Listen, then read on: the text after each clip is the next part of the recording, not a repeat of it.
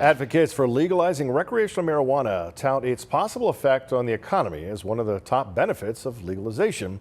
And if there's one thing Pennsylvania needs, it's more money, and the recreational marijuana industry could make that problem go up in smoke. Thanks for staying with us tonight. I'm Evan Forrester. Sounds like an easy fix, right? Well, except unlike medical marijuana, legalizing recreational pot in Pennsylvania is one of the Commonwealth's most divisive issues.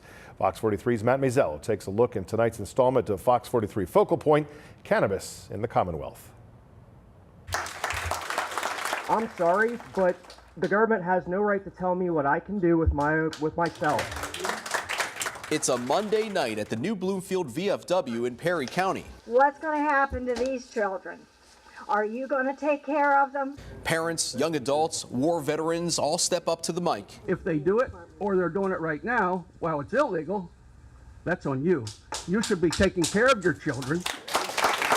Welcome to the 24th stop in Lieutenant Governor John Fetterman's recreational marijuana listening tour.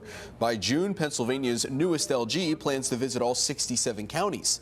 Fetterman sits up front for 90 minutes, nearly emotionless, while one by one. No, we don't want to legalize marijuana in Pennsylvania. I do not believe it's a gateway drug. It's not an opioid. Dozens share their thoughts. Should Pennsylvania become the next state to fully legalize marijuana? It takes it out of the shadows, and it will eliminate the criminal aspect of it as well, too. Fetterman wants to legalize, though he won't say this during his county visits. In fact, for the most part, he lets others do his bidding. Pittsburgh area State Rep Jake Wheatley has a recreational bill up in the House, while Philadelphia area Democratic Senators Dalen Leach and Sharif Street have their own in the Senate. And Auditor General Eugene DePasquale is perhaps pot's biggest proponent in PA. He estimates a taxable marijuana program would net the state $581 million a year. He gets that number from admitted smokers found in a federal study and comparing to how much is spent in states like Colorado and Washington. Governor Wolf hasn't taken an official stance, but did sign off on Fetterman's tour. The governor, in his wisdom, believes that Pennsylvania is ready to have this conversation. States around us are having this conversation. We need to have that. And the only way, in our opinion, is to fully engage everybody. When you're talking about a Schedule I narcotic as defined by the federal government, to legalize it because it makes money is not the way to do public policy. Senate Majority Leader Jake Corman says he doesn't know anyone in the Republican caucus wishing for weed, and therein lies the rub. Unlike medical, which had wide bipartisan support, recreational marijuana is about as split as it gets. This is a whole different issue.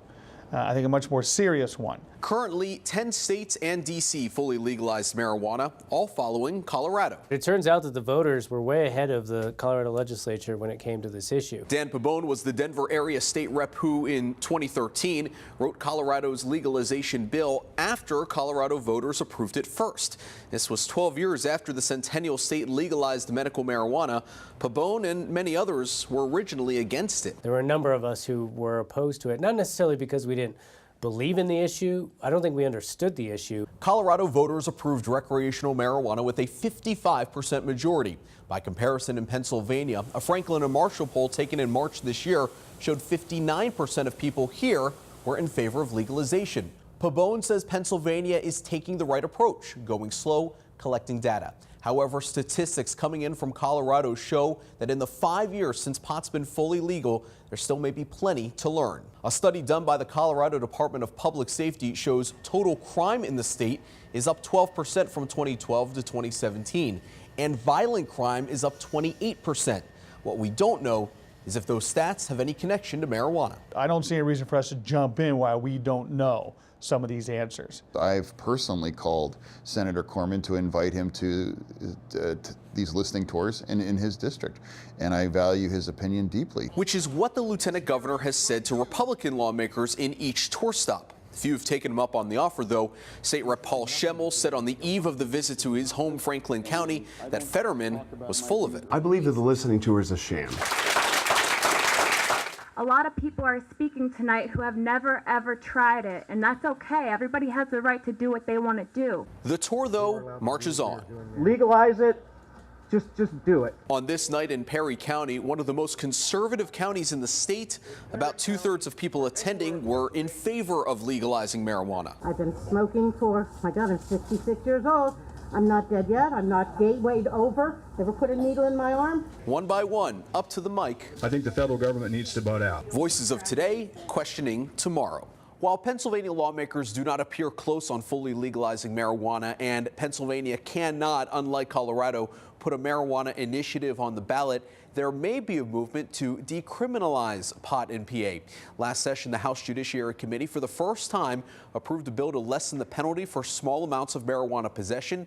It was not brought for a full House vote, and no bills have been brought forward yet this session.